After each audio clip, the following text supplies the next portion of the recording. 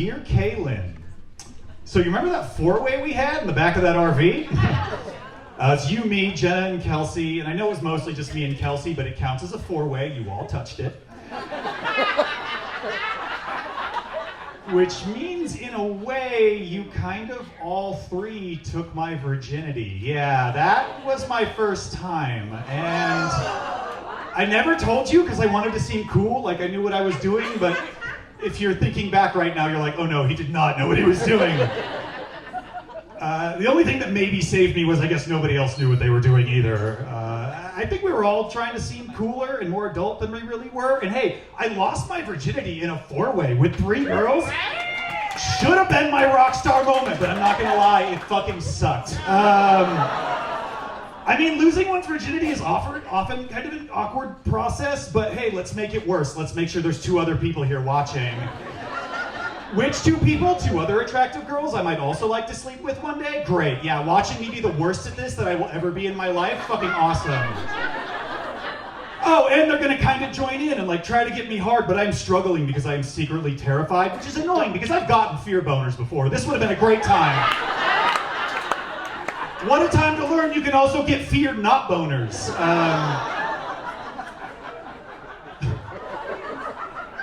Like, nobody taught me about sex. The closest thing I ever got to a sex talk with my dad is I got in trouble for like talking back at school, and he gave me this lecture on impulse control that involved a metaphor of, you know, you can't just do everything you feel like doing. If you see a pretty girl walking down the street, you can't just jump on her. Like, no fucking shit, Dad, really? Yeah, don't assault people, great advice. You got any other advice? Fucking no, he did not. So I learned how to talk to girls from the internet. Uh-oh.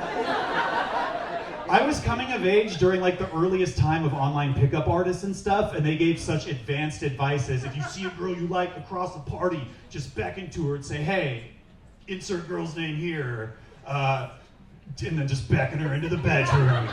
That is a real thing I read on a message board. Which is the stupidest thing ever, but even stupider is it fucking worked too well. Like, too well. But mid-2000s pickup artists, not big on teaching foreplay. Shocker, I know. So now I know I should have just kept doing the beckoning finger, but it's too late. So I don't know what foreplay is, and Kelsey is not warmed up, and so you and Jenna are just kind of like mashing our bodies together. It's not fun for anyone, so eventually I just asked you and Jenna to leave because, like, I'm just trying to get this over with at this point. In all the billions of young boys that have had trillions of fantasies about four-ways, fucking none of them went like this. Why were we in such a hurry to grow up? I mean, all of us, we were like 15 years old, already getting high, already getting drunk, already fucking in RVs. I think we were trying to prove that we were adults and that we were in control and that we didn't need the adults in our lives that had abused and neglected us. That was me, at least, for sure. So now we get to the important part. There's a reason this letter is addressed to you and not the other two. Fuck the four-way. No disrespect to the other two, but I wish it was just us. We'd been friends for a while at this point. We fooled around a little bit, no relationship. We fooled around with lots of people, traumatized little teenagers that we were, but the day after the failed four-way, we were alone together, and it seemed like we were about to hook up, and then you changed your mind.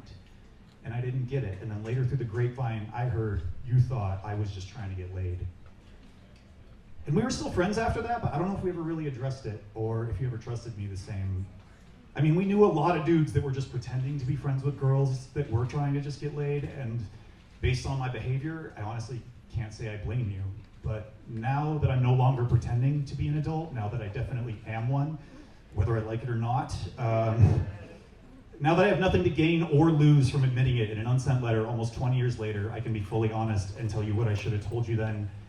I loved you so much.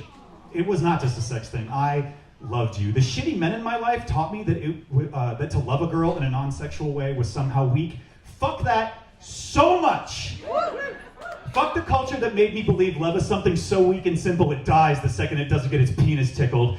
Fuck them for making me feel like I'd be less of a man if I just told you the truth.